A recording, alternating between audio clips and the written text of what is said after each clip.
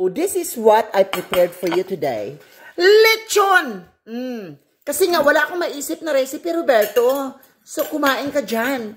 Kasi isa lang talaga ang buhay ng asawa mo, kundi ang mahalin ka. Charis!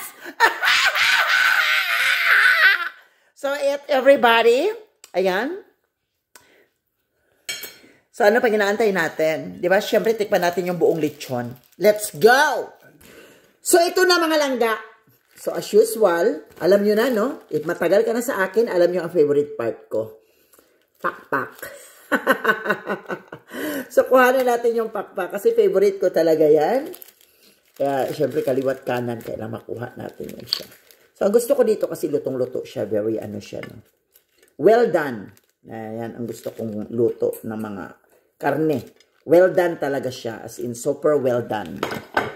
Ayan. So, I have here my chicken, my lechon from Walmart. So, taste natin siya. From Publix, rather.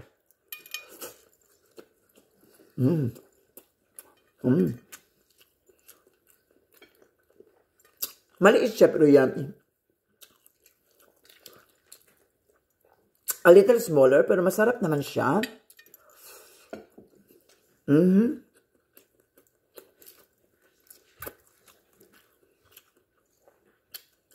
Ako kasi usually, ang sausawan ko is toyo at saka suka. That's my favorite. Tapos may sili, di ba? That's the best one.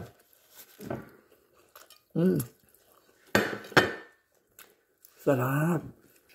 Ayan si Roberto mga langga. Sarap na sarap. Nagkamay, di ba? Tinuruan ko magkamay ang asawa ko para masanay siya ng hindi sosyal ang dating. No? Pero pag may sabaw, syempre kailangan mo magkutsara tinidor. Pero pag mga dry na recipe, okay lang magkamay. So yun yun. Diba? Ganun naman talaga eh. Pag may sabaw, kailangan mo magkutsara tinidor. Para formal-formalan naman tayo, diba?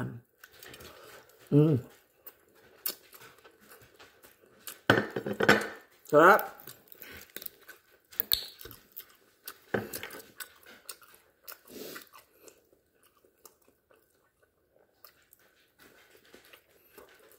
Malasa siya. I like it. Diba?